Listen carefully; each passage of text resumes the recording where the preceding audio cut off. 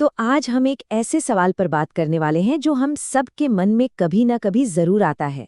अक्सर अपनी बात में वजन डालने के लिए हम कसम खाते हैं, है ना? लेकिन क्या कुरान की कसम खाना इस्लाम में सही है? चलिए मिलकर इसका जवाब ढूंढते हैं।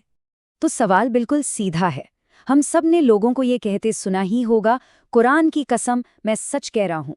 ये अपनी बात को सच्चा साबित करने का एक बहुत ही आम तरीका बन गया है। पर सोचने वाली बात यह है कि क्या इस्लाम इसकी इजाज़त देता है? तो इसका जवाब क्या है? अगर बिल्कुल साफ शब्दों में कहा जाए तो जवाब है नहीं। पर क्यों नहीं?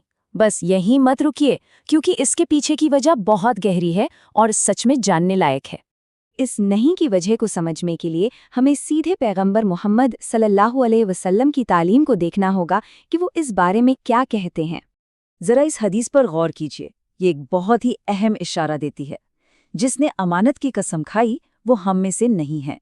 सोचिए, यहाँ अमानत यानी किसी के भरोसे की बात हो रही है, जो एक बहुत बड़ी और सम्मानित चीज है। अगर अमानत जैसी चीज की कसम खाने से इतनी सख्ती से मना किया गया है, तो ये हमें सोचने पर मजबूर कर देता है कि भाई कसम फिर सिर्फ किसकी खानी चाहिए। देखिए, इस मनाही को ठीक से समझने के लिए पहले ये जानना जरूरी है कि कसम का असल मतलब क्या होता है। ये सिर्फ अपनी बात पर जोर देना नहीं है, इससे कहीं ज्यादा है। अरबी जबान में कसम का सीधा सा मतलब है किसी को अपनी बात पर गवाह बनाना। तो जब कोई कहता है मैं कसम खाता हूँ, तो वो असल में कह रहा होता है कि मैं अपनी इस बात पर किसी को गवाह बना रहा हूँ। और बस यहीं से सारी बात शुरू होती है। अब सवाल ये है कि गवाह कौन हो सकता है? जाहिर है, गवाह वही हो सकता है जो हर जगह मौजूद हो, जो सब कुछ देख रहा हो, यहाँ तक कि हमारे दिल की बात भी जानता हो। यानी जिसे हम कहते हैं हाजिर और नाजिर होना। और देखिए, ठीक इसी पॉइंट पर सबसे बड़ा मसला सामने आता है।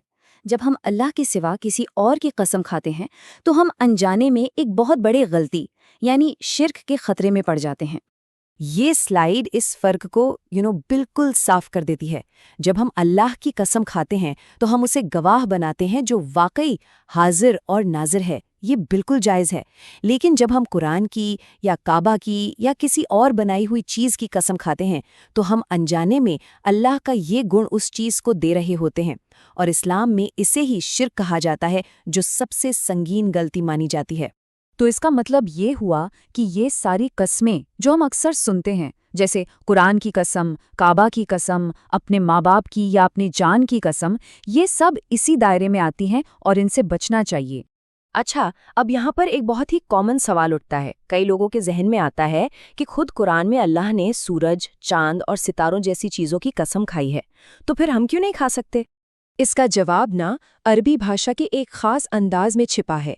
जब कुरान में अल्लाह इन चीज़ों की कसम खाते हैं, तो वो उन्हें गवाह नहीं बना रहे होते, बल्कि वो उन्हें एक सबूत या एक दलील के तौर पे पेश कर रहे होते हैं। जैसे कोई कहे, इस उगते सूरज को देखो, ये सबूत है कि दिन होगा। यहाँ सूरज गवाह नहीं, बल्कि एक सबूत है। ये इंसान की कसम से बिल्कुल अलग बात है। तो फिर सही तरीका क्या है? अगर कसम खाने की ज़रूरत पड़ ही जाए, तो उसे कैसे खाना चाहिए? ये मिसाल देखिए, ये सब कुछ साफ कर देती है। अरब लोग कभी काबा की कसम नहीं कहते थे, वो कहते थे रब्बिल काबा की कसम, यानी काबा के रब की कसम। कसम हमेशा बनाने वाले की होती है, बनाई हुई चीज की नहीं। तो इस पूरी बात का निचोड़ क्या है? आखिरी और सबसे अहम बात यह है, जैसा कि पैगंबर मोहम्मद सल्लल्लाहु अलैहि वसल्लम ने साफ फरमाया है, अगर कसम खाने की जरूरत पड़े तो वो सिर्फ और सिर्फ अल्लाह की ही हो सकती है।